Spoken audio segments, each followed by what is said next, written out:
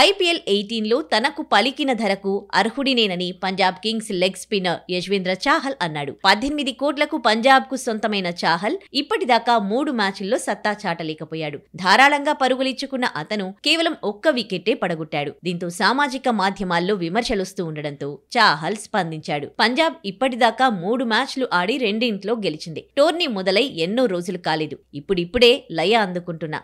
నా ప్రదర్శన అనేది తర్వాత విషయం. ఒకవేళ నేను ఒక్క వికెట్ పడగొట్టకపోయినా పంజాబ్ టైటిల్ గెలిస్తే నేనేం చింతించను. ఎందుకంటే మా జట్టు గెలుపు కీలకం. ఇక ఈ సీజన్లో నాకు దక్కిన ధరకు అర్హుడినే. ఒకసారి మైదానంలోకి దిగిన తర్వాత ఎంత ధర వచ్చింది, ఎంత నష్టపోయాం, ఇలాంటి విషయాలు ఆలోచించం అని చాహల్ పేర్కొన్నాడు. అలాగే భారత్కు పునరాగమనం చేసే విషయం తన చేతుల్లో లేదని, క్రికెట్ను ఆస్వాదిస్తూ సాగుతున్నానని చాహల్ అన్నాడు. భారత్కు పునరాగమనం చేయడం గురించి ప్రస్తుతం ఆలోచించట్లేదు. గతేడాది మొత్తం టీమిండియాకు ప్రాతినిధ్యం వహించలేదు. కానీ టీ20 ప్రపంచ కప్ జట్టులో చోటు దక్కింది. అందుకే ఈ విషయం గురించి ఆలోచించి ఒత్తిడి పెంచుకోవాలని అనుకోవట్లేదు. ప్రస్తుతం క్రికెట్ను ఆస్వాదిస్తూ ముందుకు సాగుతున్నా అని చాహల్ అన్నాడు.